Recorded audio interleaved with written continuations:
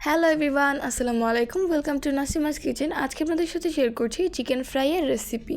এর জন্য একটি বলে নিয়েছি 2 কেজি চিকেন। এরপরেতে অ্যাড করছি 2 টিস্পুন রসুন বাটা, 1 টিস্পুন আদা বাটা, 2 টিস্পুন পেঁয়াজ বাটা, 1 টেবিল স্পুন লেবুর রস, 1 table spoon soya sauce, 1 teaspoon mix herbs, 2 table spoon কালো গোলমরিচের গুঁড়ো, স্বাদমতো লবণ, 1 টিস্পুন মরিচের গুঁড়ো এবং 2 টেবিল স্পুন টমেটো সস। এবার সব কিছুকে একসঙ্গে ভালোভাবে মিশিয়ে নিচ্ছি। মেশানো হয়ে গেলে আমি চিকেনটা 2 ঘন্টার জন্য ম্যারিনেট করে রাখছি, তবে সময় স্বল্পতা থাকলে 1 ঘন্টার জন্য ম্যারিনেট করে রাখলে হবে। এবার একটি বলে নিচ্ছি 2 কাপ ময়দা।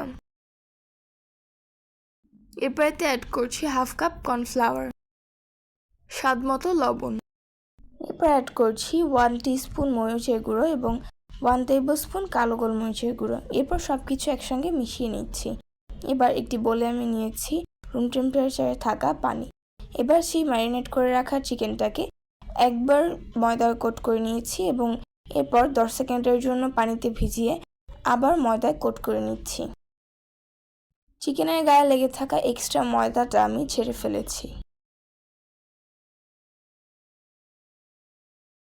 সেম প্রসেস ফলো করে আমি সবগুলো চিকেন কোট করে নিয়েছি।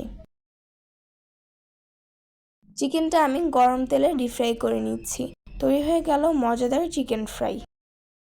এই রেসিপিটি আপনারা চাইলে খুব সহজেই তৈরি করে নিতে পারেন এবং এটা খেতে অনেক বেশি মজা হয়। আজকের ভিডিওটি এই পর্যন্তই। দেখা হচ্ছে নেক্সট ভিডিওতে। আল্লাহ হাফেজ।